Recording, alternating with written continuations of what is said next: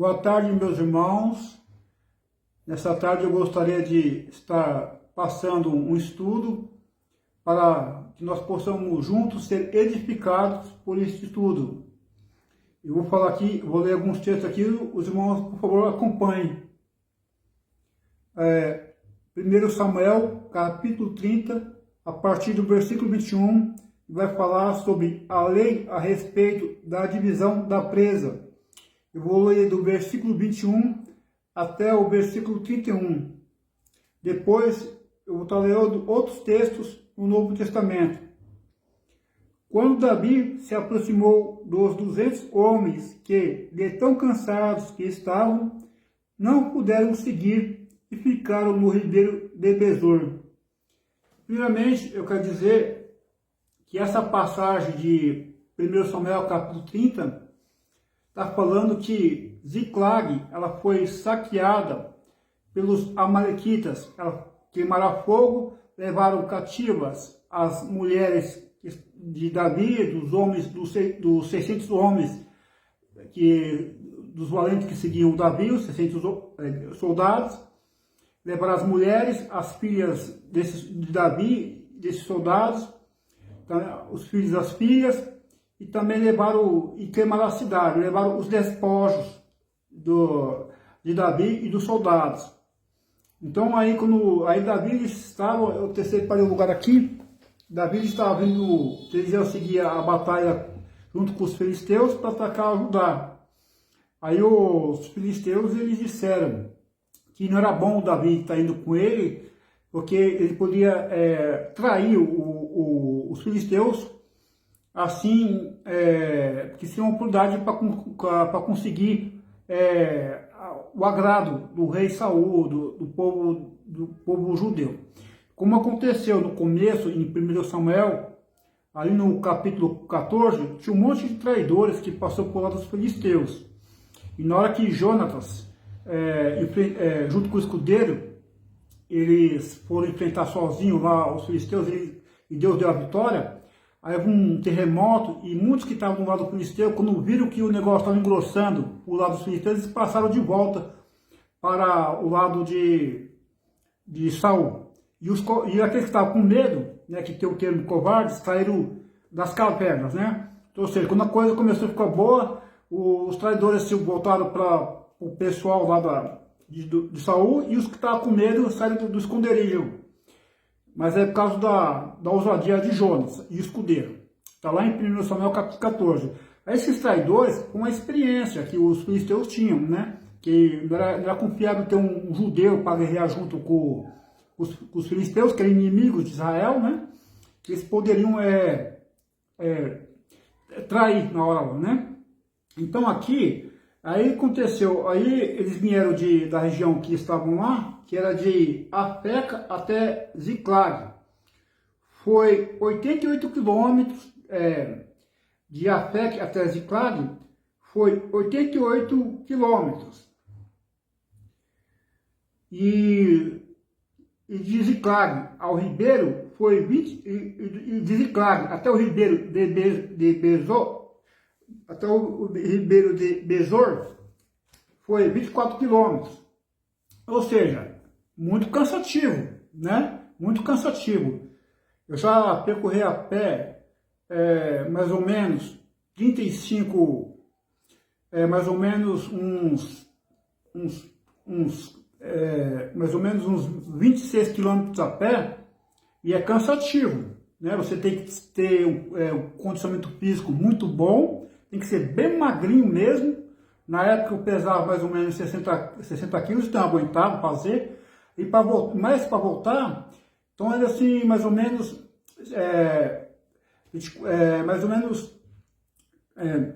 52 quilômetros ao total. Então eu conseguia fazer uma caminhada de 52 quilômetros.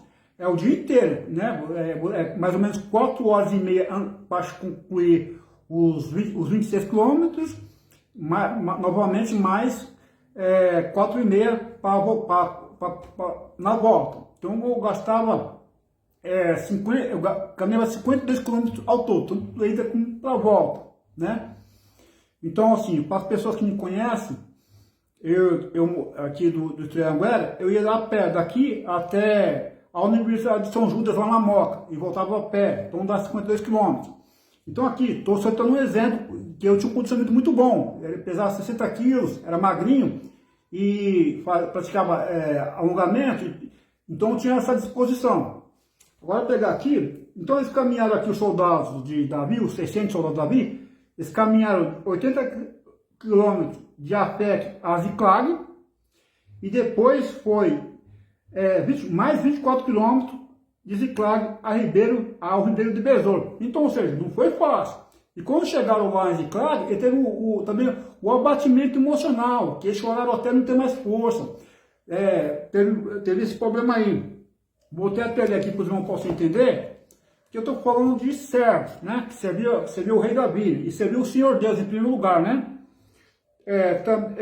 Também é usado de diversas maneiras para descrever. Então aqui, então o que aconteceu? Aí foi Ziclag, aí Davi orou pedindo para a direção do Senhor, se ele deveria ir atrás dos bandidos, no caso dos amalequitas, e os amalequitas agiam com extrema covardia. Por quê? Porque eles sabiam que a maioria dos filisteus tinham saído para lutar contra Judá, e os soldados também de Judá, que eram de Saul, também estão indo para a guerra. Então, quer dizer, são os abutres, né? Que se aproveitam, tiram vantagem, né, do sofrimento dos outros, da batalha, né? Quer dizer, então os soldados dos filisteus saíram para a guerra, a maioria dos soldados saiu para a guerra, então quer dizer, eles aproveitaram, né? São oportunistas, né? Esses amalequitas aí, né? Já falei sobre esses amalequitas aí, que eles são covardes, eles matavam as mulheres grávidas que ficavam para trás na peregrinação do deserto, os doentes, os jovens, são beduínos que moravam no deserto, então eles atacavam covardemente as pessoas os peregrinos que ficavam para trás, aí na peregrinação do deserto, que eram os fracos, que eram as mulheres grávidas, os doentes, os idosos, que não tinha como vencer. Então, são covardes, aqui eles agem com covardia também. Aproveitaram que a maioria dos filisteus está indo para a batalha, que a maioria dos povos de Israel também está para a batalha, então são oportunistas, né? Então, e Deus falou que ia exterminar esses amalequitas aí, né? E Saul falhou, né? Você vê, que interessante, o Saul preservou os despojos da guerra, que é a gado e o melhor dos bois, e o resto, e daqui ele preservou o despojo também, né? E esses amalequitas aqui, eles sempre foram inimigos do povo de Deus, e Deus falou que era para exterminar esse tipo aí. E esses amalequitas aqui, tem um lá no livro de Esther, que ele também queria exterminar os judeus, né? Então, se ele exterminou os judeus, que dos judeus que viria o Senhor Jesus, né? A Thalia também queria exterminar o povo judeu, o homem lá do livro de Esther, Amã queria exterminar os judeus também. Então, assim, foram sempre inimigos do povo judeu. Então, aconteceu, aí Davi consultou ao Senhor se ele poderia lá pegar ir atrás desses bandidos aí, né? Então, aí Deus falou, vai que eu vou te dar a vitória, né? Então, a vitória é do Senhor. Então, assim, e interessante que os soldados de Davi, na angústia, começou a culpar Davi, queria apedrejar Davi. Quer dizer, geralmente, numa comunidade, numa reunião, um dá certo, um joga a culpa no outro, né? Sempre tem isso, né? Então tem que ter cuidado, tem que orar a Deus e não jogar a culpa no outro, né? Então aqui, aí eles foram lá, os quatro, eram 600 soldados, aí chegou lá no Ribeiro de Besor, como eu falei, foi 80 quilômetros de Afec até Ziclag, e de Ziclag até o Ribeiro de Besor, mais 24 quilômetros. Então teve um desgaste muito grande, e eram soldados do Aveni, e 200 ficou para trás, e 400 seguiu adiante. Então, vamos lá. Então, os 200 ficou cuidando da bagagem, 400 foi adiante, né? Tem uma unidade aí, tá, irmãos? Tem uma unidade aí. Não é porque ficou cuidando da bagagem que não tem uma unidade, tá? Vou chegar nesse ponto aí. Então, não puderam seguir e ficaram no Ribeiro de Besor. Estes saíram ao encontro de Davi e do povo que vinha com ele. Davi se aproximou deles e o saudou cordialmente. Então todos os perversos e malignos dentre os homens que tinham ido com Davi disseram: uma vez que não foram conosco, não lhes daremos nada do despojo que salvamos, que cada um leve a sua mulher, os seus filhos e se vá embora. Então aqui, esses perversos malignos, alguns tradutores falam que é filho de Belial. E eu vi num texto aqui no meu estudo, fala que é pessoas embriagadas com vinho, mulher embriagada com vinho. É um termo desses perversos aqui. Então aqui tem que manter a sobriedade. E o que aconteceu aqui? Ele disse aqui que então os perversos e malignos, dentre os homens que tinham ido com Davi, disseram: uma vez que não foram conosco, não veremos nada do despojo que salvamos. Esse despojo aqui são os bois lá, que os bois, os ouros, metais preciosos, vestimentos, que as vestes era um artigo luxuoso também naquela época, roupas, né? Colares e bois e tal, com vários despojos. Além de trazer as mulheres de volta, são em salvo. Foi Deus que protegeu. Deus protegeu o exército de Davi e protegeu eles. Deu a vitória, eles conseguiram as mulheres de volta sem tocar nem nada, protegidas, protegeu, guardou ali numa perverso, trouxe mais os depósitos dos amalequitas. Fugiu 400 dos amalequitas. E a batalha durou do crepúsculo até o outro dia. Foi 12 horas de batalha.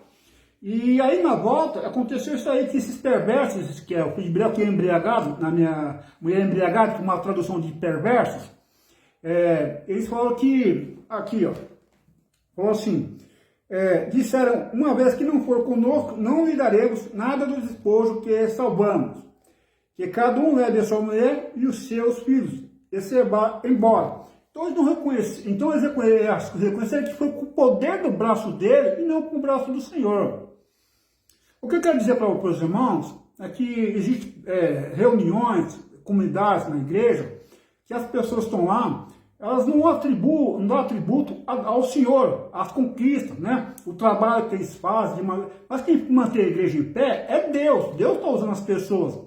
Então assim, a glória é de Deus. Então a gente não pode achar que nós somos melhores que os outros. Não, não somos, a graça é de Deus, o poder é de Deus. Isso é orgulho, viu? A pessoa menosprezar outras pessoas, achando que trabalhou muito, tudo bem, tem os galardões lá no céu, que fez bastante, né? Existe o galardão, está lá em 1 Coríntios capítulo 3, tem os galardões, que também está em 2 Coríntios capítulo 5, tudo bem, tem as recompensas.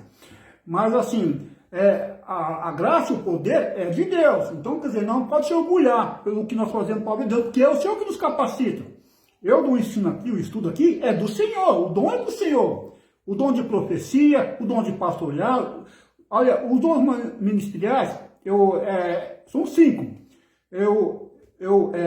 Pastor, apóstolos, profetas, evangelistas, pastores e professores. Professores podem ser mestres, então são 5. E tem os dons também pessoais que se encontram em Romanos capítulo 12. E também tem os dons espirituais que está em 1 Coríntios capítulo 12. Então aqui, vamos dar continuidade. Porém Davi disse: meus irmãos, não façam isso com o que o Senhor nos deu. Ele nos guardou e entregou em nossas mãos o bando que vinha contra nós.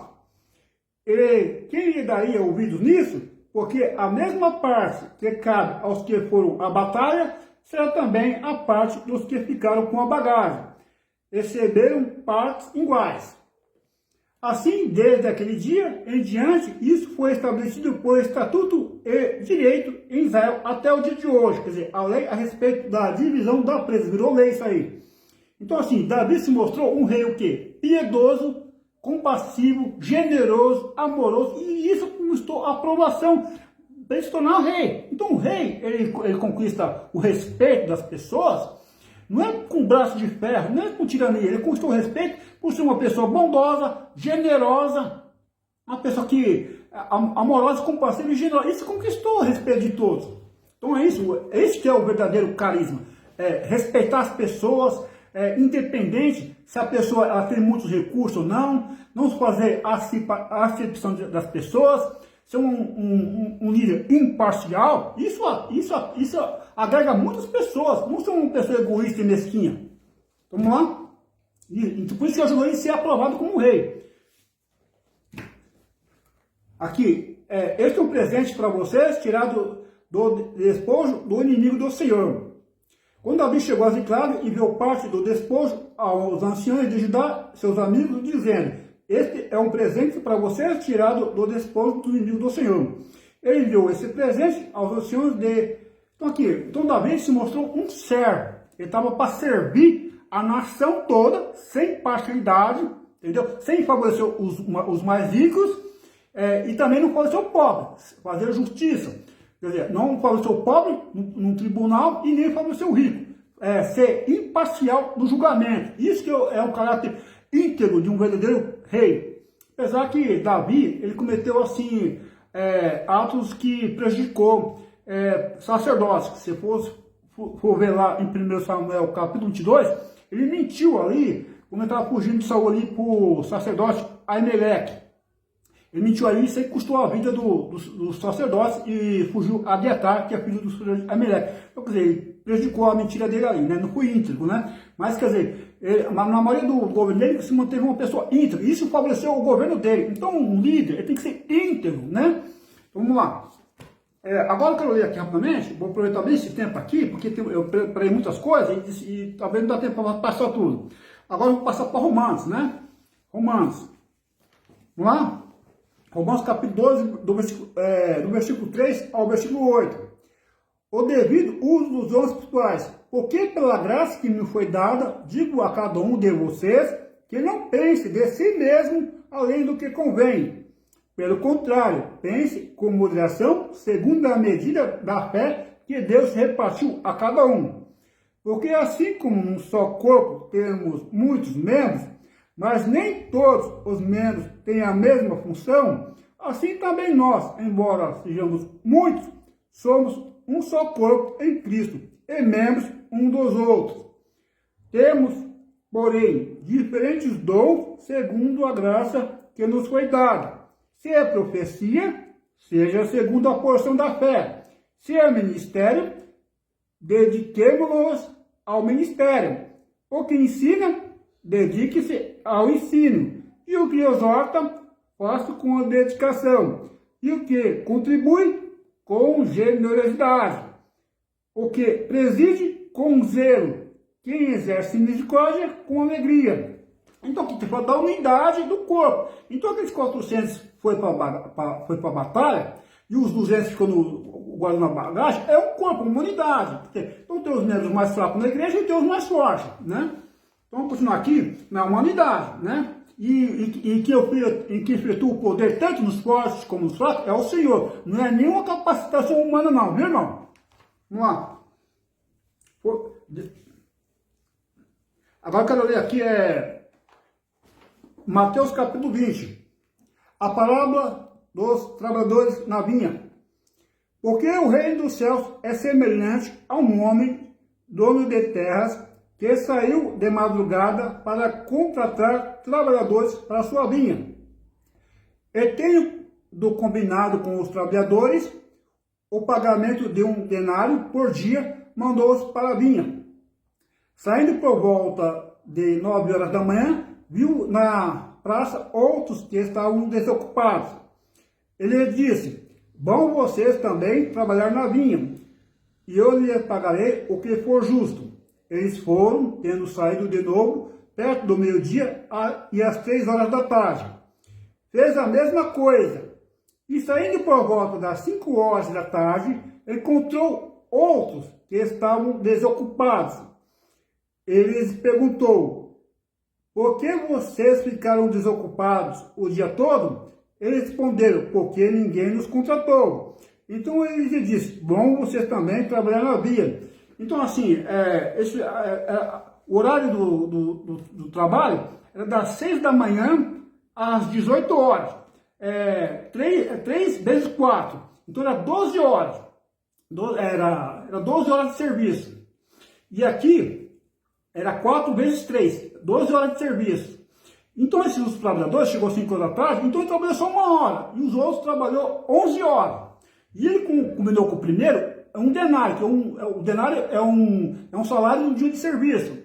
E o que trabalhou 1 hora recebeu também a mesma quantidade do primeiro. Então aí, mas surgiu um ciúme, uma inveja, né? Vamos lá. Isso aqui. Ao cair da tarde, o dono da vinha disse ao seu administrador: chame os trabalhadores e pague o salário, começando pelos últimos, indo até os primeiros. Chegando os que foram contratados às 5 da tarde, cada um recebeu um denário. Ao chegarem os primeiros, pensaram que receberiam mais, porém também eles receberam um denário cada um.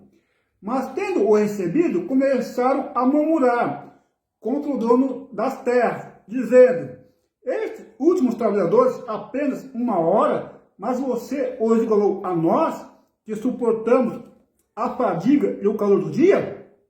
Então o dono disse a um deles: amigo, não estou sendo injusto com você. Qual o negócio de amigo aqui? Amigo, eu não sou tão injusto aqui. Quando eu falo amigo assim, ele está querendo dizer assim, eu não sou seu inimigo para você agir dessa forma comigo. Quando Judas foi dar o beijo de traição em Judas lá, aí Jesus chamou Judas de amigo. Quer dizer, eu não sou seu amigo, eu não sou seu inimigo para você me trair. Também outra parte que fala de amigo, que foi o homem que entrou assim as vestes nupciais. Está na passagem aqui. Vou estar lendo o texto aqui, está perto aqui. Ele trouxe as vestes nupciais. Porque para você entrar no reino do céu, você não pode entrar de qualquer jeito. Você aceitou Jesus como seu único salvador, aí você vai lutar, você vai ler a Bíblia todos os dias, você vai orar, você vai buscar a santidade, a piedade. O que é santidade? É uma vida consagrada para Deus. Porque Deus é santo, então você tem que ser santo. Sem santidade, ninguém verá o Senhor. Está lá em 1 Pedro, capítulo 1, versículo 6. Então aqui, sede santos porque eu sou santo. Então você tem que ser santo porque Deus é santo. Santo que é você ser separado para Deus e para o serviço dele. Então quer dizer, as pessoas busquem a santidade, viver de uma forma santa e ser distinto do mundo para servir ao Senhor. Porque Deus não vai usar uma pessoa que está na sujeira do pecado, porque Deus é santo, vai ficar separado. Então aqui, vou pegar a minha parte aqui, a palavra da festa do casamento. De novo Jesus falou por parábola dizendo: o reino dos céus é semelhante a um rei que preparou uma festa de casamento para seu filho, enviou os seus servos a chamar os convidados para a festa, mas esses não quiseram vir. Enviou ainda outros servos dizendo: digam aos convidados, eis que já preparei o meu banquete, os meus bois e animais da engorda já foram abatidos. E tudo está pronto, venham para a festa. Mas os convidados não se importaram e se foram, um para o seu campo e outro para o seu negócio. Outros, agarrando os servos, o maltrataram e mataram. O rei ficou furioso e, enviando as suas tropas, exterminou aqueles assassinos e incendiou a cidade deles. Aqui está falando dos judeus, né, que rejeitou o seu Jesus, né, que aí ficou combinado de ir. Mas aí, na hora de ir, surgiu outros interesses, né? Então, assim, ficou certo de ir e na hora surgiu outros interesses, né? Então, assim, você se comprometeu a servir ao Senhor, você não pode se deixar levar por outros interesses. Agora é hora de se dedicar ao Senhor, então você não pode se voltar por outros interesses, senão você vai ficar para trás. Aqui, o rei ficou furioso, enviando suas tropas, exterminou aqueles assassinos e incendiou a cidade deles. Então disse ao seu servo, e assim, são todos desculpas rapazes, né? Então disse ao seu servo: a festa está pronta, mas os convidados não eram dignos, né? Não eram dignos por quê? Porque desprezou o convite do Senhor, né? Então o evangelho anunciado, convidando para as pessoas virem, né? Então você veio para os seus e os seus não receberam, mas todos receberam, e ele poder tornar-se feito por Deus, né? você não resistir ao convite, não aceitar o convite de Cristo para a salvação, você está correndo o risco de ficar fora, você está correndo o risco de ficar fora do reino do céu. Aqui, vão, pois, para as encruzilhadas dos caminhos, e em 70 depois de Cristo incendiou a cidade dos judeus por rejeitarem, né? E saindo aqueles servos pelas entranhas, reuniu todos que encontraram, maus e bons, e a sala do banquete ficou cheia de convidados.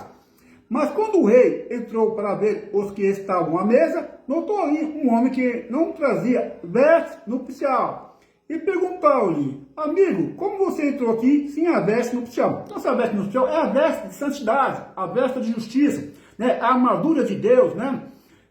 O cinturão da verdade, a couraça da justiça, os sapatos da preparação da paz, o escudo da fé e o capacete de salvação, que são armas para a defesa. E também a espada do Espírito, que é a arma de ataque.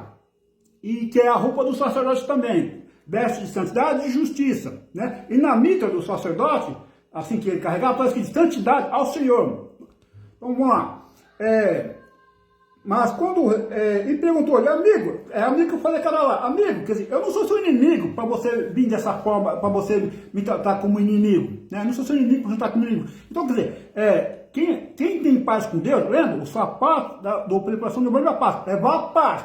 Se a pessoa não quer a paz de Cristo, se torna inimigo de Deus. Se você não quer aceitar Jesus, você se torna o inimigo de Deus, porque a neutralidade é impossível. Ou você é de Deus ou não é. Então, se você não aceita Jesus, você é um inimigo de Deus.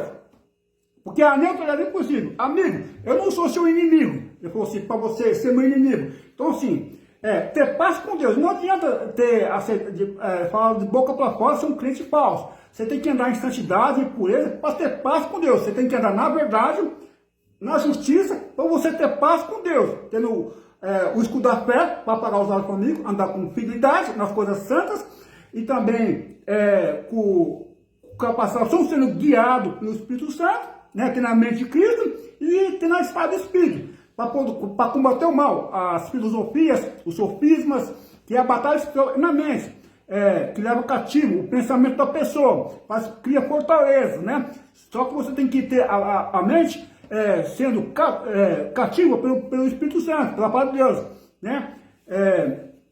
Sendo dominado pelo Espírito Santo. E aqui, vamos lá. Então, amigo, como você entrou aqui sem veste nupcial? Quer dizer, sem santidade é inimigo de Deus. Então, foi explicado isso aí. Então o rei ordenou aos serventes: amarrem os pés e as mãos deles e atirem-no para fora, nas trevas, ali haverá choro e ranger de dentes, porque muitos são chamados, mas poucos são escolhidos. Ou seja, tem um monte de gente na igreja, mas nem todos são escolhidos, foram chamados, mas não são escolhidos. Quer dizer, muitos rejeitaram, os judeus, mas tem um monte de igreja. Então na igreja não é todo mundo que salvo, não. Então tem muita gente que está lá na igreja lá, mas são poucos escolhidos, né? Porque tem muitos que andam estão na igreja, mas estão na fornicação, está no sexo ilícito, está praticando adultério, está nas bebedeiras. Então é chamado, mas não é escolhido. Agora voltando lá, aproveitar aqui, rapidinho, para terminar. Mateus capítulo 20. Agora aqui, para terminar, tá? Eu vou ler aqui o pedido de João Tiago. Então se aproximaram de Jesus, a mulher de Zebedeu, com seus filhos, e adorando, ele pediu-lhe um favor. Jesus lhe perguntou: o que você quer? Ele respondeu: mande que no seu reino, estes meus 2 filhos se assentem, um à tua direita e o outro à tua esquerda. Mas Jesus disse: vocês não sabem o que estão pedindo. Será que podem beber o cálice que eu estou para beber? Eles responderam: podemos. Então Jesus lhes disse: vocês beberão o meu cálice, quanto a sentar à minha direita e à minha esquerda, não me compete concedê-lo, pois é para aqueles a quem está preparado por meu Pai. Quando os outros 10 discípulos ouviram isso, ficaram indignados com os 2 irmãos. Então Jesus, chamando-os para junto de si, disse: vocês sabem que os governadores dos povos o dominam e que os maiorais exercem autoridade sobre eles. Mas entre vocês não será assim. Pelo contrário, quem quiser tornar-se grande entre vocês se coloque a serviço dos outros. E quem quiser ser o primeiro entre vocês, que seja servo de vocês. Tal como o Filho do Homem que não veio para ser servido, mas para servir e dar a sua vida em resgate por muitos. Então Jesus veio para pagar o preço, né? Se tornou um escravo para libertar um monte de escravos do pecado, né? Desde Adão até na volta dele, até na volta dele, deu um escravo para libertar um monte de escravos do pecado, né? E nós éramos escravos do pecado. Então Jesus era um diácono, era um escravo, né? É um servo, né? Eu vou comentar rapidamente aqui. Tiago se tornou o primeiro mártir apostólico, está em Atos 12, 2. E João sofreu perseguição e exílio, Atos 1, 9. Para quem está preparado para o meu Pai, eles devem se submeter à vontade do Pai quanto ao futuro, assim como Jesus o faz. Ficaram indignados. Eles possivelmente não ficaram tão aborrecidos com a falta da modéstia do pedido. Porque assim, a mãe de Tiago e João, o nome dela Salomé, era prima de Maria. Então, quer dizer, eles ficaram aqui aborrecidos por quê? Porque tinha uma família no meio, né? Aqui, ó. Eles possivelmente não ficaram tão aborrecidos com a falta de modéstia do pedido, e sim com a tentativa dos irmãos de usarem seu relacionamento familiar, né? Salomé era prima de Maria, então tinha tanto aí, com Jesus, para ter uma injusta vantagem na obtenção daquilo que eles mesmos também queriam, né? Queria ter poder, vantagem, né? Tem ciúme, meu irmão acabou de chegar agora, aí já começa a querer, ele chegou agora, está um tempão aqui, né? Tem inveja, tem ciúmes, né? Mas o poder de Deus, então você tem que servir, humilde, né? Não se achar que é melhor que os outros, né? Tu chegou, irmão, agora, então fica orgulhoso, né? Chegou agora, acho que é a elite da igreja, né? Então é isso que eu passar para os irmãos, né? A Bíblia que passou esse estudo aqui, não foi eu orei, pedi para Deus me usar e o Senhor falou com vocês. Amém, irmãos? Forte abraço e fique com Deus.